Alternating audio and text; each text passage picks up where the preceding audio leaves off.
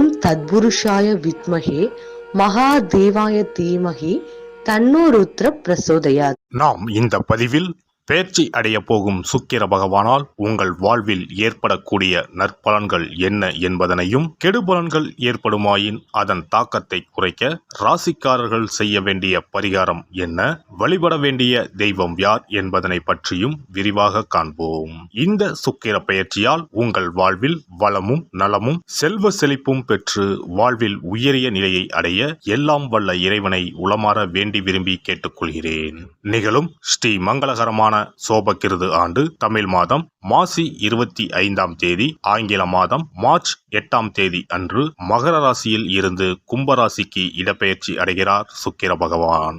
ஏற்கனவே கும்பத்தில் அமர்ந்துள்ள சனியுடன் இணைகிறார் சுக்கிர பகவான். 30 ஆண்டுகளுக்கு பிறகு கும்பத்தில் சனி சுக்கிரன் கூட்டணி சேரப்போகிறது. அதே போல மார்ச் 15ஆம் தேதி செவ்வாய் பகவான் கும்பராசியில் இணைகின்றார். 75 ஆண்டுகளுக்கு பிறகு சனி பகவான், சுக்கிர பகவான், செவ்வாய் பகவான் ஒன்று சேர்கின்றனர். வெவ்வேறான குணாதிசயம் கொண்ட இவர்கள் உங்கள் வாழ்வில் பல மாற்றங்களை கொண்டு வரப்போகின்றனர். கடகராசி அன்பர்களே, சுக்கிர பகவான் அஷ்டம சனியுடன் இணைந்து 8ஆம் வீட்டில் மறைகிறார். வாழ்க்கை துணையின் உடல் நலத்தில் அக்கறை செலுத்தவும், இல்லாவிட்டால் மருத்துவ செலவுகள் ஏற்படும். பணத்தினை யாருக்கும் கடன் கொடுக்க வேண்டாம். கணவன் மனைவி இருவருமே கவனமாக இருந்தால் மட்டுமே பொருள் நகை களவு போவதை தவிர்க்கலாம். விலை உயர்ந்த பொருட்களை பத்திரமாக வையுங்கள். பணம் சார்ந்து எடுக்கும் முயற்சிகளில் கவனம் தேவை. முக்கியமாக ஜாமீன் கையெழுத்து போடவே கூடாது. விலை உயர்ந்த நகை ஆபரணங்களை இரவல் வாங்குவதோ கொடுப்பதோ வேண்டாம். தேவை இல்லாத வம்பு வழக்குகள் உண்டாகலாம். தொலைதூர பயணத்தை தவிர்க்கவும். திடீர் அதிர்ஷ்ட யோகம் இருந்தாலும் விரய செலவுகள் அதிகமாகவே இருக்கும். கணவன் மனைவி இடையே கருத்து வேறுபாடுகள், வாக்குவாதங்கள் ஏற்படும். விட்டு கொடுத்து செல்வது நன்மை தரும். அண்ணன் வகையிலும் கருத்து வேறுபாடுகள், வாக்குவாதம் ஏற்படலாம். கவனம் தேவை. அரசு சார்ந்த காரியங்களை சற்று தாமதமாக தொடங்குவது நல்லது. பெண்கள் விஷயத்தில் சற்று கவனமாக இருக்க வேண்டும். தேவையில்லாத கெட்ட பெயர் ஏற்படக்கூடும். இதில் இருந்து தப்பிக்க வெள்ளிக்கிழமைகளில் ஆதரவற்ற பெண்கள் காப்பகத்திற்கு சென்று சிறு உதவிகளை செய்து வாருங்கள். காதலிப்பவருக்கு காதலை தெரிவிக்க இது சரியான காலகட்டம் இல்லை. தொழில் பொருளாதாரத்தை பொறுத்தவரை சீராகவே இருக்கும். கடல் கடந்து செல்லும் பொருட்களின் மீது கவனம் தேவை. பணிபுரிவோருக்கு அலுவலக சுமை இருக்கும். வீண் விவாதங்களை தவிர்ப்பது நல்லது. வெளிநாடு தொடர்பான வேலைகளுக்கு பணம் கட்டும் முன்பு கவனம் தேவை. ஒன்றுக்கு பலமுறை சரிபார்த்து பின் பணத்தினை கட்டவும். மாணவர்களுக்கு படிப்பில் மந்தத்தன்மையே காணப்படும். புத்தகத்தை கையில் எடுத்தாலே உறக்கம் வந்துவிடும். அசதியும் சோர்வும் ஏற்பட்டு உடல் ஓய்விற்கு கெஞ்சும். ஆரோக்கியத்தில் எச்சரிக்கையாக இருப்பது அவசியம். சிறு உபாதை என்றாலும் உடனுக்குடன் மருத்துவ ஆலோசனை எடுப்பது நல்லது. இரவு நேரத்தில் தனியாக செல்வதை தவிர்க்கவும். நட்சத்திர பலன்கள். புனர்பூசம் 4ஆம் பாதம். தொழில் வியாபாரம் சிறிது மந்தமான நிலையில் காணப்பட்டாலும் வருமானம் குறையாத நிலை இருக்கும். போட்டிகள் பற்றிய கவலையை விட்டுவிட்டு தொழிலில் வியாபாரத்தில் கவனம் செலுத்துவது நல்லது. உத்தியோகத்தில் இருப்பவர்களுக்கு வெளியூர் மாற்றங்கள் உண்டாகலாம். சக ஊழியர்களிடம் பேசும்போது கோபப்படாமல் இருப்பது நன்மை தரும்.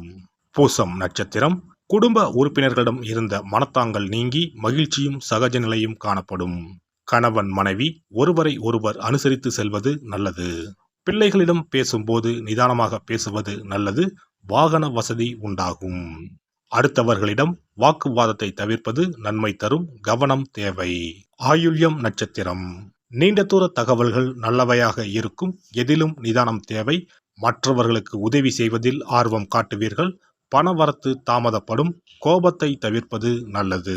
வெள்ளிக்கிழமை தோறும் அருகில் உள்ள ஆலயத்திற்கு சென்று நெய் சேர்த்து தீபம் ஏற்றி வழிபட்டு வர காரிய வெற்றி உண்டாகும். மனமகிழ்ச்சி கூடும். ஒருவரின் ஜாதகத்தின்படி சுக்கிரன் சிறப்பாக அமைந்திருந்தால் பொருள் வசதிகள், திருமண வாழ்க்கை, ஆற்றல், அழகு மற்றும் காதல் விவகாரங்களில் இனிமை போன்றவை தரும். ரிஷபம் மற்றும் துலாம் ராசி அதிபதியான சுக்கிரன் மீன ராசியில் உச்சம் பெற்றும் கன்னி ராசியில் நீச்சமும் பெறுவார். சுக்கிர பகவான் மோசமான நிலையில் அமர்ந்திருந்தால் வாழ்க்கையில் பல சிக்கல்களை எதிர்கொள்ள வேண்டியிருக்கும். சில அமைப்புகள் வறுமைக்கு வழிவகுக்கும். மோசமாக அமைந்த சுக்கிரனால் திருமண வாழ்க்கையில் பிளவு ஏற்படலாம். குழந்தை பேற்றுக்கான திறன் குறையும். சுக்கிர வழிபாடும் மகாலட்சுமி ஆராதனையும் செய்து வர சொந்த வீடு அமைவது நிச்சயம். சுபிட்சம் கிடைப்பது உறுதி. மகாலட்சுமி தாயாரை வணங்கி வந்தால் சுக்கிர யோகம் கிடைக்கப் பெறலாம். இல்லத்தில் சுபிட்சம் நிறைந்திருக்கும். பணம் இல்லாமலே வங்கி முதலான கடனை கொண்டு வீடு கட்டும் யோகமும் பலருக்கு உண்டு. அதேபோல் பணம் காசுக்கு குறைவே இல்லை என்று இருப்பவர்களுக்கு சொந்தமாக ஒரு வீடு கட்ட ஆசை இருந்தாலும் யோகம் அமையாமல் தள்ளி போவதும் உண்டு. சொந்த வீடு எனும் யோகத்தை தந்தருள்பவர்தான் வாஸ்து பகவான். பொதுவாகவே கட்டிடக்காரன் என்று சுக்கிர பகவானை சொல்லுவார்கள்.